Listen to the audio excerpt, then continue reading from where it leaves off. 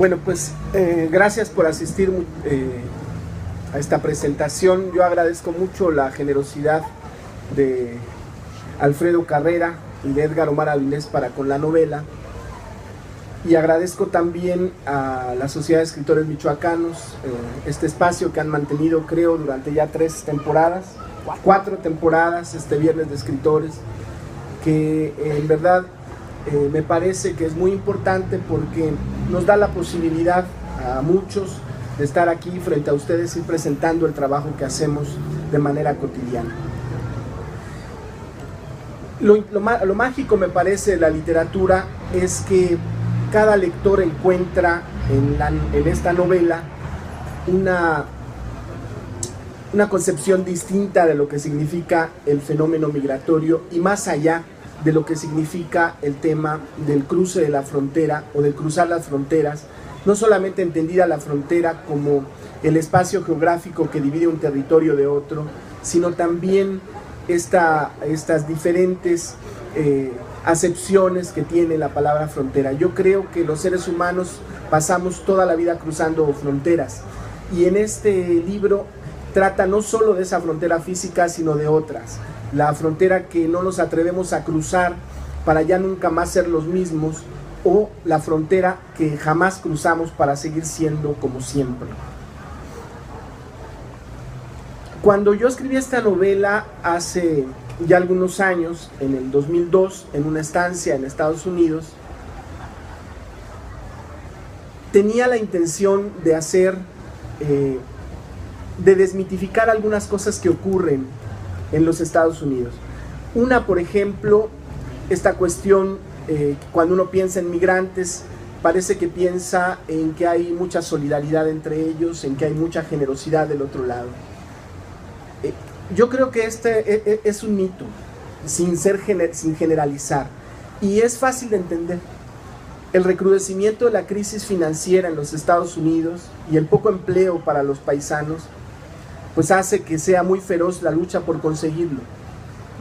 Y también hace que empiecen a diversificar los coyotes y los propios migrantes su estancia en la frontera en México o en la frontera en Estados Unidos. En el 2002, entonces, no era muy común que se hablara del trasiego de la droga a través de los propios indocumentados que cruzan la frontera en pequeñas cantidades. Hoy día es una realidad. Y eso es porque a medida que se empieza a perder el empleo, se empiezan a buscar otras opciones, y los coyotes, las mafias de coyotes, de tratantes de personas, empiezan a mimetizarse y a hacer tratos con el paso de drogas a través de la frontera, sobre todo a partir del cierre de la frontera después de los atentados del 11 de septiembre. Entonces yo creo que en Estados Unidos hay discriminación entre los discriminados, y hay una doble discriminación entre gran cantidad de indígenas que hablan su lengua primigenia, que no hablan español, y que se encuentran también muy discriminados por los propios paisanos mexicanos que no hablan su lengua, pero también por los gringos que no les entienden nada. Es una cosa muy, muy compleja. Otra cosa que yo quería decir aquí es que, y Edgar lo dice muy bien, es decir, nosotros decimos, pobres migrantes, sufren mucho.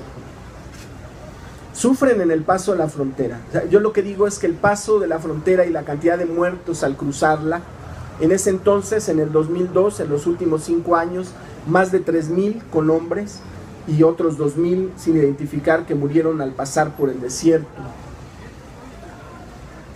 Es tan brutal la cifra que nos cubre otras cosas que están pasando allá.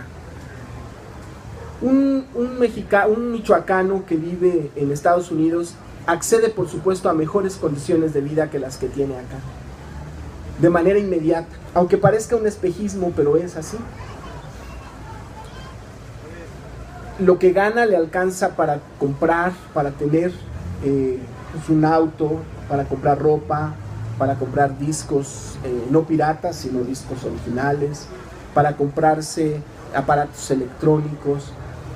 Y entonces, cuando los migrantes hablan de regresarse a México, es la nostalgia que se alarga por mucho tiempo, es un tema del que no quieren hablar. Sí hay que regresarse algún día, pero es un tema que posponen y posponen hasta que los agarra la migra o hasta que se presenta una situación compleja con su familia, y eso a veces porque los migrantes, general por la nostalgia y por la distancia, van teniendo vidas paralelas en México y en los Estados Unidos y van desarraigándose completamente de su espacio, y eso es paradójico porque se desarraigan de una manera pero siguen como cordón umbilical pegados a lo que acontece en sus pueblos. En el 2002 no había redes sociales, no había Twitter, no había Facebook, y solamente se comunicaban a través de llamadas telefónicas larguísimas que hacían todos los días llegando después de trabajar para contarle a la gente que se quedó en sus lugares lo que pasaba en Estados Unidos con los que se habían ido, y los que estaban en México les contaban a detalle todo lo que ocurría en sus pueblos, de tal suerte que muchos problemas de sus pueblos se resolvían en los Estados Unidos y muchos problemas en Estados Unidos se resolvían en sus pueblos de origen. Entonces es paradójico porque se desarraigan pero continúan con una comunicación muy fluida. Hoy día es prácticamente inmediata. O sea, hoy día de manera inmediata a través del Facebook y el Messenger están comunicándose qué es lo que ocurre allá y qué es lo que está pasando acá. Entonces los chismes y el cotilleo se vuelven internacionales y cruzan las fronteras sin ningún problema y sin ningún riesgo.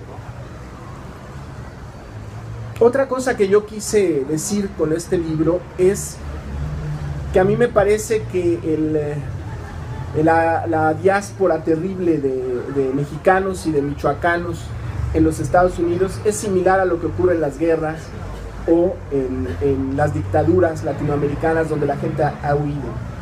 Hoy día, por ejemplo, un fenómeno al que no se le ha tomado mucho en cuenta, pero que es terrible, no solo por la cantidad de personas que lo hacen, sino por lo que significa para Michoacán, es el enorme flujo de familias completas terracalentanas que han abandonado su lugar de origen para irse a los Estados Unidos.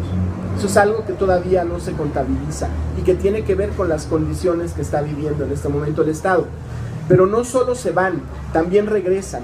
Muchos de los integrantes de las llamadas autodefensas vinieron de Estados Unidos, de las pandillas californianas, a sumarse a la lucha en este lugar.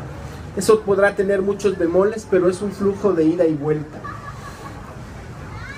Finalmente, otra de las cuestiones que a mí me interesaba narrar aquí es que es brutal que uno tenga que irse de su país.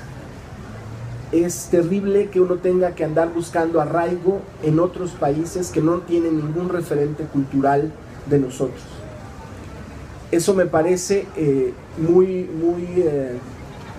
duro, que nosotros tengamos que salir de aquí, no solo para buscar empleo, sino para tener una condición de vida, entre comillas, aparentemente más humana, porque finalmente en los Estados Unidos los mexicanos seguimos siendo ciudadanos de, pues dijo Edgar, de segunda, pero yo pienso que en algunos lugares hasta de tercera, es decir, accedemos a una condición un poquito mejor que acá, pero es muy desagradable, y es más desagradable que esos paisanos sean los que a través del programa 3x1 tengan que poner parte de su ingreso, que es con lo que se mantiene el Estado, porque en el 2002 lo que se obtenía por remesas era mayor a todo el presupuesto del gobierno del Estado. Es decir, efectivamente Michoacán es un estado binacional, 4 aquí y 3 allá, en millones de personas, y las familias acá viven gracias a las remesas. Entonces es peor que esos ciudadanos de tercera, discriminados, vejados en los Estados Unidos, todavía tengan que poner de su bolsa para programas federales y municipales, para hacer escuelas, arreglar calles. A mí eso me parece cínico. Yo siempre he dicho que este famoso programa de la solidaridad migrante es una bofetada para la razón humana. Es una cosa, el Estado se adelgaza tanto que deja de cumplir con cualquier satisfacción mínima de las condiciones de vida de las personas.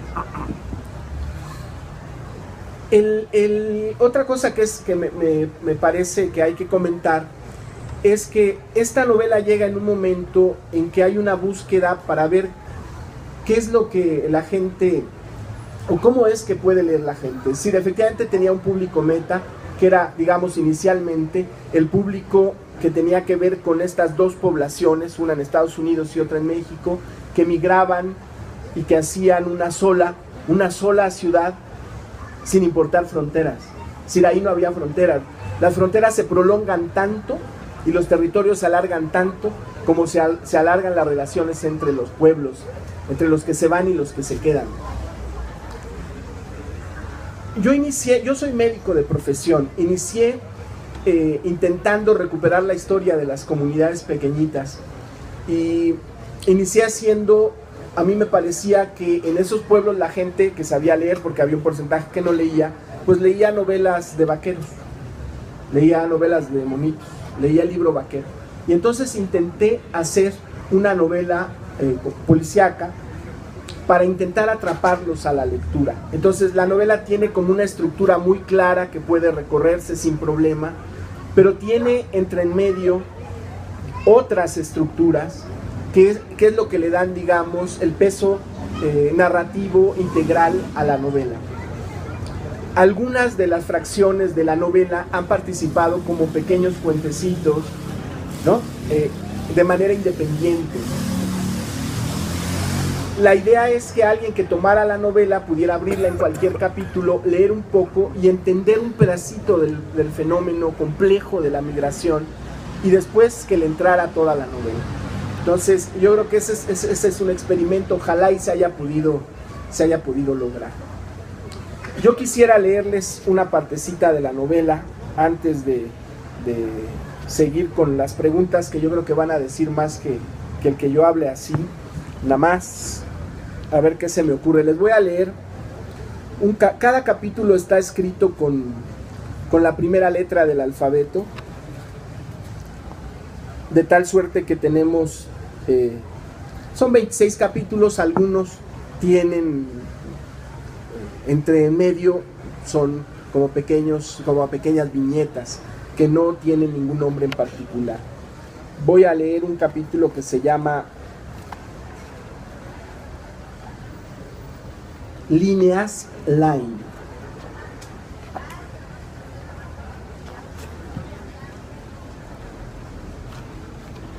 Es muy pequeñito.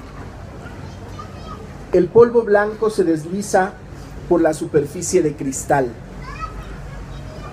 Una navaja lo junta en la montaña de nieve. Luego, con maestría, simulando un bulldozer, la desvanece. 2 movimientos más y unas perfectas y níveas líneas se distribuyen en la mesa. El diente de oro se refleja en el cristal. El hombre acerca directamente su nariz a la mesa y aspira profundamente una de las líneas blancas. Ah, cabrón, está re bien buena, dice, mientras se tumba en un sillón de piel negra. Ya sabes, Mike, aquí pura calidad. Esa pinche droga colombiana pura madre. ¿Está chingona o no, men? Desde el sillón, el hombre ha empezado a viajar. Los ojos no atinan a detenerse en ningún sitio y su cara se vuelve de plástico. Ven acá, Miguelito, ven acá. Escucha una voz de mujer que lo conmina para que vuelva atrás, donde una puerta se cierra. Mike no ve directamente lo que ha quedado encerrado tras la puerta, pero se imagina que la dueña del grito es su madre. Esa mujercita pequeña, piel apergaminada, que andaba a tientas por todo el pueblo. Era maravilloso ver cómo esa mujer, ciega, era capaz de sortear todos los obstáculos de las pequeñas veredas y picadas de San Ignacio. Algo no le cuadra en el recuerdo al Mike. No sabe qué es, pero empieza a molestarle mucho la nariz y la mirada indiscreta de unos cuantos cabrones que lo rodean para mirarlo.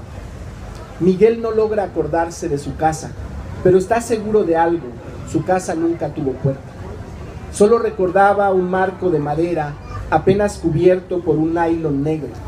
Es curioso, pero no puede recordar más que ese plástico. Carnal, cálmate. Siente un par de cachetadas que le desacomodan los recuerdos. Güey, te digo que está very heavy este polvo. Vuélvete. El Mike empieza a regresar. Es una televisión que ha dejado atrás las líneas horizontales para volver a agarrar la onda. Lo primero que ve es la cara abotagada de José y el enorme crucifijo de plata que cuelga de su cuello y que amenaza con golpearle la nariz. Ya, men, basta. Sácate de aquí con tu madre esa de plata. ¿No ves que puedes sacarle los ojos a alguien? José se indigna. No puede soportar que alguien se mofe de su fervor religioso. Él, que todo lo hace en nombre de Dios. Él, que se considera el mejor cristiano. ¿Y cómo no serlo? Si hasta donó el terreno cercano a su enorme casa en el pueblo para que construyeran una iglesia. Pero no una pinche capillita, no, señor, una verdadera iglesia, terminada en cantera y rematada con mármoles, una señora catedral. De cualquier manera no le responde nada al Miguel. Sabe de lo que es capaz el del diente de oro cuando anda volado con la droga. Miguel estornuda un par de veces. Las líneas de moco escurren por sus labios. Con la manga de la playera se limpia. Sacude violentamente la cabeza. Los que lo miran empiezan a asustarse. Luego se levanta como si nada y se para frente a un largo espejo. Se arregla el cabello crespo y vuelve a la mesa. Bueno, men, sí que está heavy. Todos se miran sorprendidos y rompen en el nerviosismo en carcajadas. Oye, José, ¿cuántas grapas me tocan ahora? Las que quieras, Mike. Ya sabes que contigo tenemos cartera abierta. Últimamente he estado rolando por las playas que están cerca al barrio de los Escuelantes y parece que ahí puede prender bien el negocio. Ten cuidado, Mike. Luego hay mucha placa por ahí. No vaya a ser la de malas si te pepenen. No, si cuidado tengo. Yo ni siquiera me acerco por ahí. Conozco a unos chavalines que son los que mueven el polvo. ¿Chavalines, men? ¿Deja $5,000 en manos de Sprinkles? Calma, men. No pasa nada. No mames, pinche Mike. No chingues que pierdes esa lana. Ya sabes cómo son los bolillos cuando te metes con su money. Don't tremble, José. I know that I make. Ya deja de hablar en inglés, pinche naco. Te lo digo de veras. Tú pierdes la droga y nos lleva a la chingada. Adiós protección en la frontera.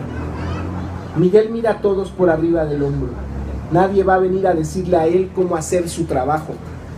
Bastantes años lleva en esto. Muchos más que los que tiene el José. Se lleva la mano a la cintura para acariciar la 007. Percibe de golpe el frío de la navaja que roza su piel.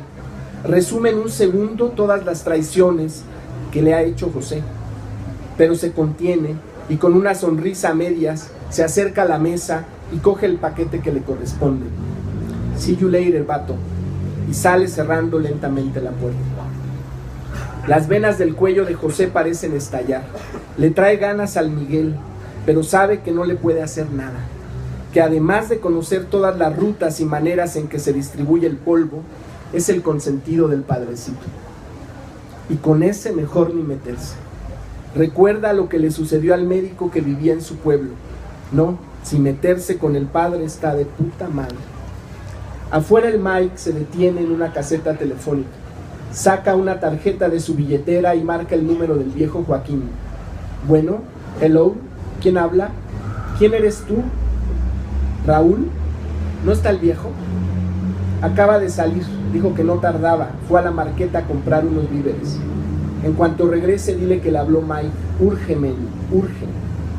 De un manotazo colgó el auricular. ¿Dónde chingado se habría metido el Squink? Seguro andaba por ahí dándose la gran vida, porque esa de que le habían robado la droga, a ver quién se la tragaba. Era imposible que alguien se metiera con su gente. Todos conocían que nadie manejaba esa zona de la playa más que él y los gabachos, así que puro cuento. Pero donde lo encontrara esta vez iba a coserlo a navajazos y después aventarlo al canal. La imagen de un cuerpo flotando en las aguas del canal de Los Ángeles se le vino a la cabeza. Apenas había escuchado en las noticias de la tarde que el cuerpo de un inmigrante mexicano había sido encontrado flotando en los canales. El comentarista latino decía que no se trataba de un simple ahogamiento, que el cuerpo tenía huellas de tortura y varios tiros de arma de fuego, que algunos grupos de defensa de derechos de los indocumentados se estaban preparando ya para iniciar movilizaciones por lo que consideraban uno más de los crímenes de la Border. Mike escupió un gargajo espeso. Sería muy difícil que sospecharan que se trataba de un ajuste de cuentas viejas de pueblos alejanos. Para empezar, nadie nunca reclamaría el cuerpo. Ninguna identificación existía para saber la identidad del muerto. De todas maneras, el viejo Joaquín le debía una, y pronto iba a tener que pagársela. El pinche chamaco era muy apegado al ruco. Tal vez hasta había sido cosa del Joaquín. A lo mejor se le había prendido el foco y pensó hacerse de una lanita más para volverse pronto al pueblo. Quizá ya extrañaba a su pollita, o a lo mejor era como el gavilán que regresaba a cuidar a su presa. O a lo mejor era, pero lo que fuera de cada quien, la Lucero estaba que se caía de buena. Lástima que ya se le había adelantado el José, y eso lo sabría el viejo Joaquín. ¿Cómo se pondría cuando lo supiera? Mike apresuró la marcha hasta terminar en una carrera loca. Una idea se le había metido en la cabeza.